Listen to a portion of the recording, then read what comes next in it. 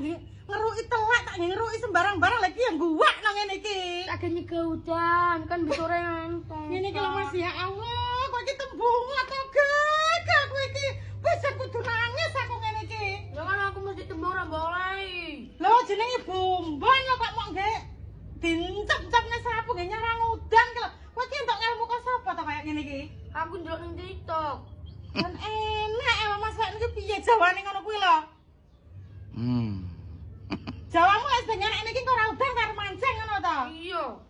Lah iki terus iki guwake gregeten wis bene. Kates iki bene tak jimuke katese. Bene gregeten aku ngene jarane.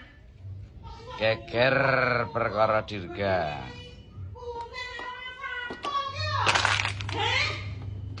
Iki lho, gregeten aku iki kok tak godhog karo kunir ya iki kok. Lah iki lho godhenge kunir karo Masako iki lho Mas.